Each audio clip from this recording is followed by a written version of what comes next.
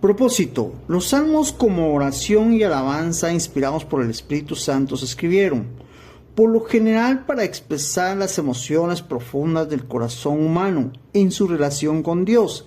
Entre ellos, muchos escribieron como oración a Dios, que expresan acción de gracias y el anhelo de un compañerismo íntimo, desánimo, angustia profunda, temor, ansiedad, humillación, clamor por la liberación, la sanidad o la venganza.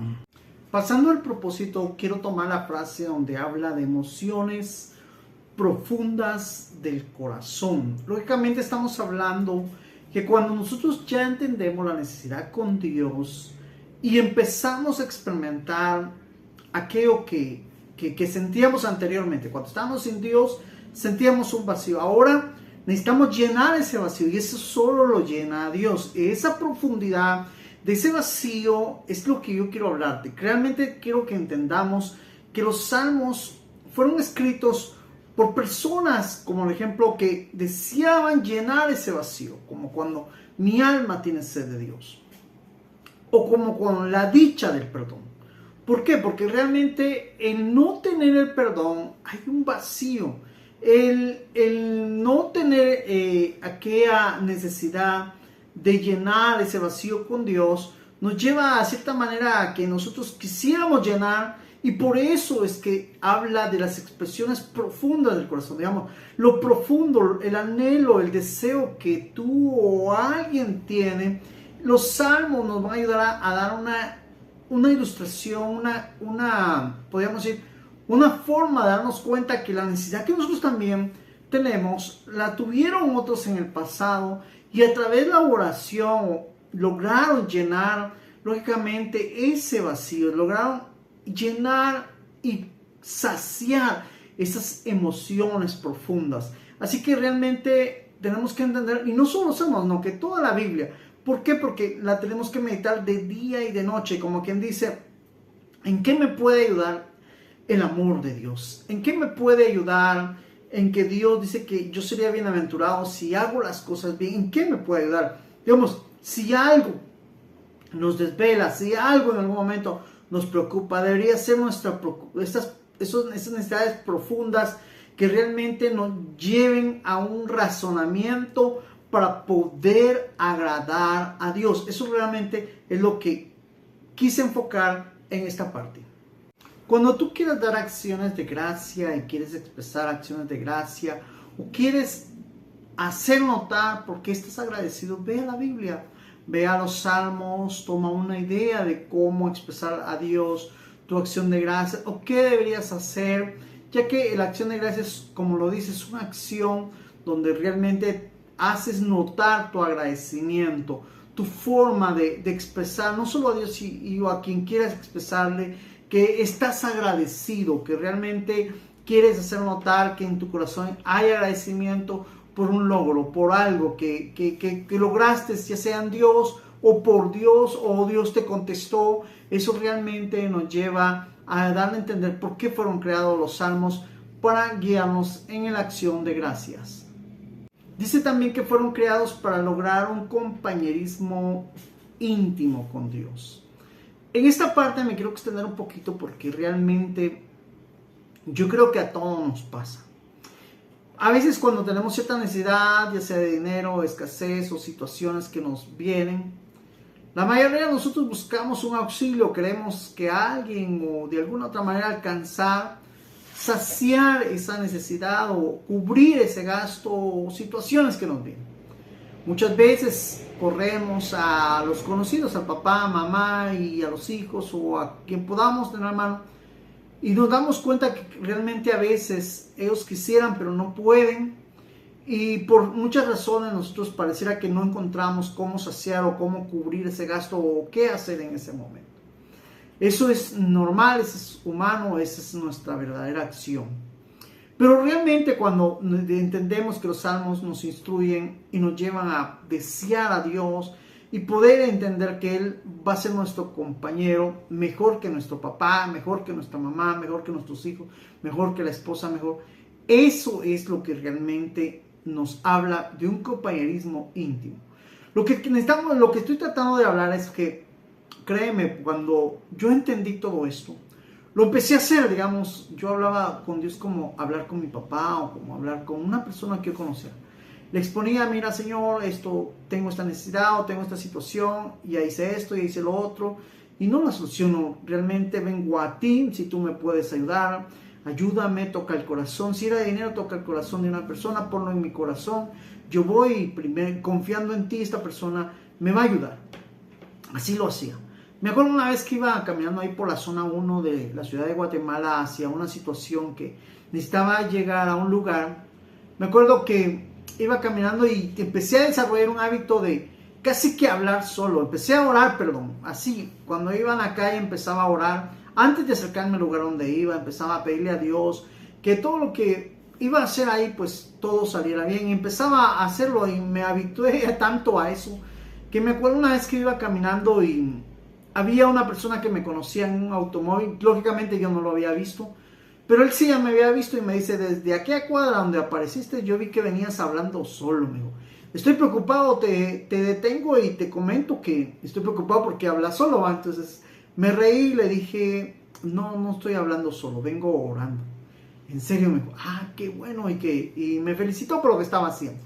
Pero lo que quiero que entendamos en esta parte es que realmente cuando nosotros entendemos que tenemos a un compañero que lógicamente es Dios, nos vamos a desarrollar de esa manera. Créanme que hoy en día estoy tan acostumbrado, inclusive en mi trabajo, los jefes dicen hagan esto, hagan lo otro, y yo pues está bien, les digo a ellos, no hay problema. Pero en ese momento yo voy y si estoy trabajando empiezo a orar a Dios.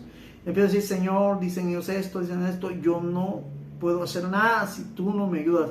Digamos, me hago el inútil no porque sea inútil, porque ante Dios realmente soy inútil, pero hago esa manera para que Dios me ayude. Y créanme, he visto la mano de Dios de una manera tan especial hasta en mi trabajo. Realmente he visto que he alcanzado logros que humanamente yo me gloriaría porque diría, soy muy bueno, hago esto, hago lo otro, alcanzo esto, pero no es así.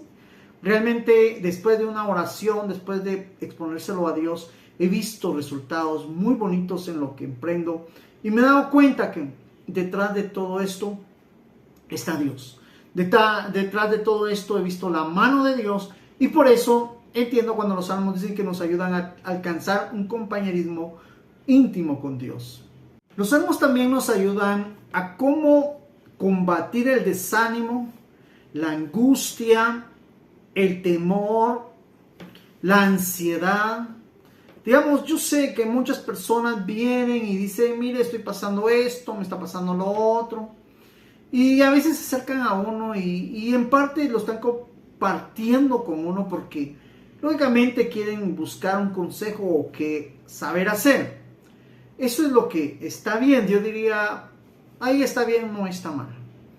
Pero lo que nosotros necesitamos entender es que para eso está Dios.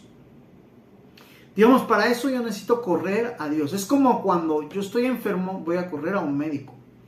Yo sé, a veces nos enseñan en el Evangelio que primero corramos a Dios y después a un médico. Eso está bien.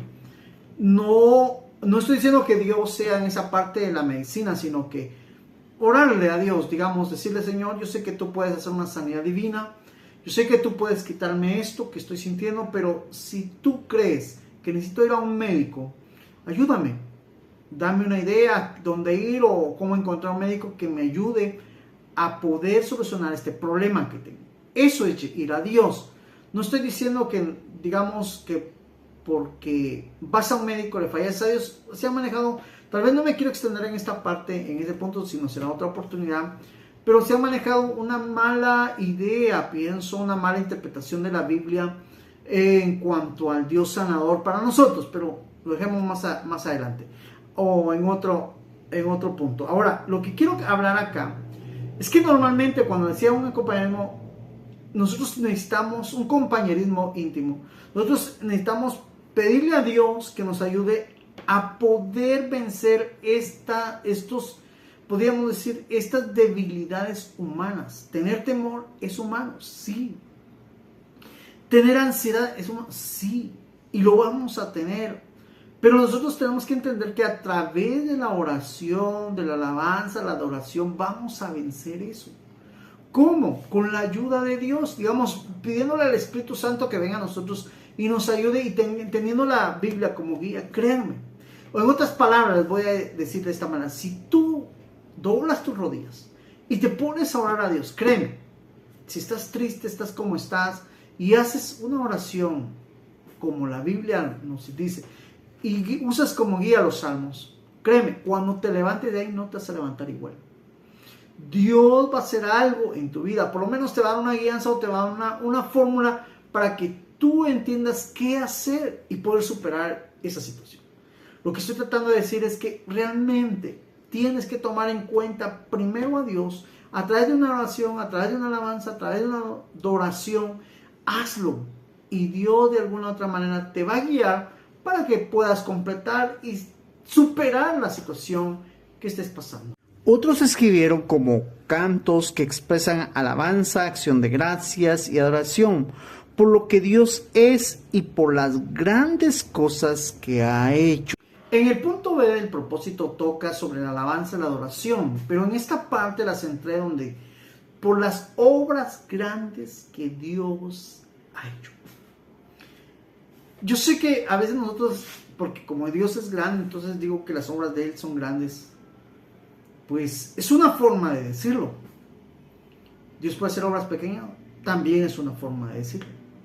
Lo que estoy tratando de decir es que pequeña o grande, si tú, como tú lo veas, así es. Pero creo que entendamos algo. Digamos, no se trata de que yo diga, estas son obras pequeñas, estas son obras grandes, mi Dios es grande, mi Dios es pequeño. No se trata de entrar a un debate si mi Dios es grande y mi Dios es pequeño. Miren, créanme, Dios es Dios. Lo digas tú, no lo reconozcas tú, no lo entiendas tú, ese es tu problema. Pero Dios es Dios y es grande. Lo hago porque así lo es. Créeme, la dimensión de Dios no se puede medir y entender en nuestra calidad humana. Un día lo haremos, pero no será en nuestra calidad humana. No estaremos de esta manera humanamente diciéndolo para poder comprender lo grande que es Dios. Ahora, pasando esto, las cosas grandes que Dios ha hecho.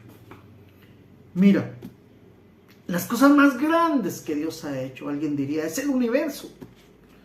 Otros dirían, las cosas más grandes que Dios ha hecho es las estrellas, porque dicen esto. Y el ser humano ha tratado de darnos a entender cómo son las estrellas. Pero créeme, si Dios quisiera que nosotros entendiéramos cómo son las estrellas, Él no lo diría, pero no lo hace. Pareciera que lo más grande nosotros queremos ver que es grande porque ha hecho, ¿qué podríamos hablar de lo material de afuera? Pero créeme, hay cosas más grandes que Dios ha hecho, solo que tú no las has experimentado, o no las has visto, o no las valoras como realmente es. Pero para mí, las cosas grandes que Dios ha hecho es que se me ha revelado. Sí, se ha dado a conocer a mi vida. Eso, para mí, eso es grande. ¿De qué me sirve conocer las estrellas, conocer todo lo que Dios ha hecho grande, el mar, las profundidades del mar? ¿De qué me sirve? Créeme, porque si tú te das la ciencia en el área científica, ha tratado de explicarnos muchas cosas y en su entendimiento tratan de hacerlo. Pero muchos de ellos no conocen a Dios. ¿De qué les serviría? Para mí, realmente, la cosa más grande que ha hecho Dios es su revelación a mí, la capacidad de darme a entender que Él es Dios. Eso es algo maravilloso. Otra cosa grande que yo le agradezco a Dios y que para mí es súper y es muy grande es que dio a su Hijo unigénito para que todo aquel que en Él crea no se pierda, mas tenga vida eterna. Eso es grande. Porque realmente poder entender que fuimos destituidos de la vida eterna, que fuimos llevados a morir, digamos. La palabra muerte para la Biblia es separación total de Dios, digamos, de la vida, porque Dios es la vida. Y comprender que la muerte de Cristo nos acercó a la vida, nos da la facultad de volver a vivir. Eso es grande para mí. Te lo comento porque yo sé ver al cielo y comprenderlo. Pues qué bueno, ¿eh? Bueno, la Biblia no nos instruye que tiene estos metros o que es grande. Hay ciertas cosas que Dios nos está negando. Pero dentro de la Biblia sí encontramos que ha dado a su Hijo unigénito, que nos ha dado salvación y que vivimos por Él y para Él. Eso es grande. Te lo comento, si tú quieres verlo de esta manera como yo lo veo, pues qué bueno. Si no quieres verlo así y a ti te impresionan otras cosas, pues te entiendo, no te voy a decir que está malo. Entiendo, si Dios no se ha revelado a ti, también te entiendo. Pues yo estuviera ahí si no se hubiera revelado a mí. Pero como se ha revelado a mí, gracias a Dios, espero que dentro de sus planes esté revelarse a ti y que tú también puedas visualizar esto grande que Dios ha hecho. Así que acciones de gracia por las cosas grandes, alabanza, adoración por las cosas grandes. Empecemos por nuestra salvación, por lo que Él nos ha dado, por volver a Él, por cosas, esas cosas son grandísimas. Y te las comparto y te digo porque dice la Biblia que por un tiempo en el cielo hubo un silencio cuando está hablando Juan en el Apocalipsis. Pero era porque reconocieron al Cordero de Dios, que hizo algo maravilloso, que llevó al cielo a estar en silencio. Eso es grande, realmente. Así que te lo comparto y espero que tú también lo veas de la mejor manera, como Dios quiere que lo veamos. C. Algunos salmos contienen importante revelación del Mesías. En el punto C nos habla de que los salmos nos dan revelaciones sobre el Mesías. Bueno, para los que ya entendemos que Cristo es nuestro Salvador, que Él era el Mesías, que Él era el Hijo de Dios, yo creo que esto diría, ¿por qué lo está tocando?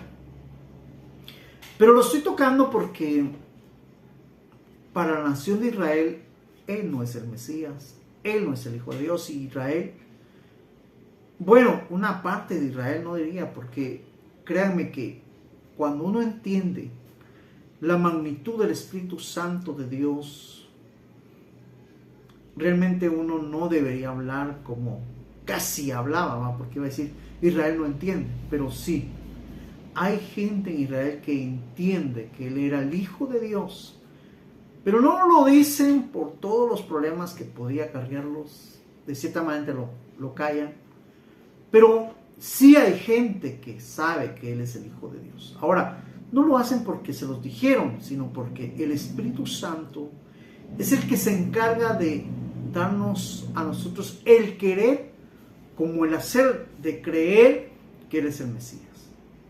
Ahora, quiero hablar un poquito sobre el debate que hay con algunos israelitas donde dicen que Él no es el Hijo de Dios y que el Hijo de Dios viene a salvarlos a ellos, pero ellos se han creado la idea de que Cristo viene a salvarlos de una guerra, de una invasión, de algo que, de la opresión de sus enemigos.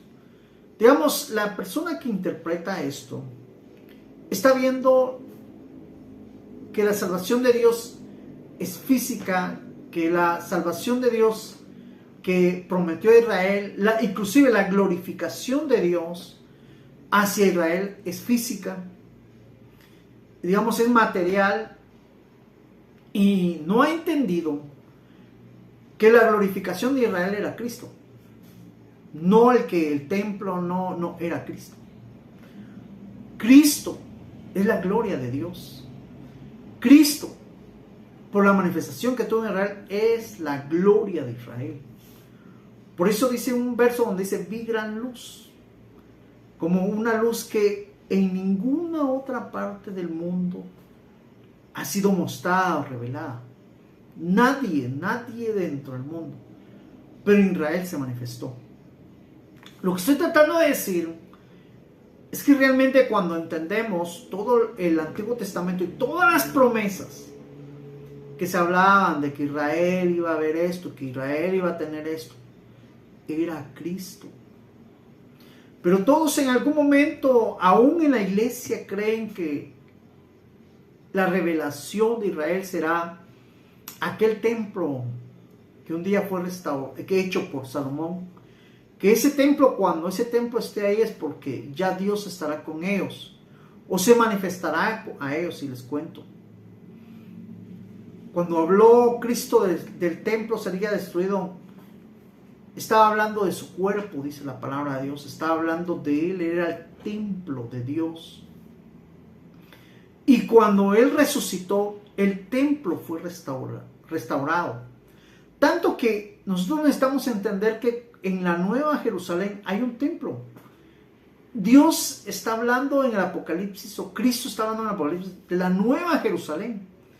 Y es una Jerusalén que no es terrenal, que bajará del cielo a la tierra. Que el diseñador y arquitecto es Cristo. No es Israel, no es Salomón, no es Moisés, no es nadie, es Cristo. Entonces necesitamos comprender todo esto porque algunos pastores, predicadores, se me han acercado y cuando yo hablo de esta manera, algunos me dicen, no hermano, usted tiene un problema con Israel. No, yo no tengo un problema con Israel.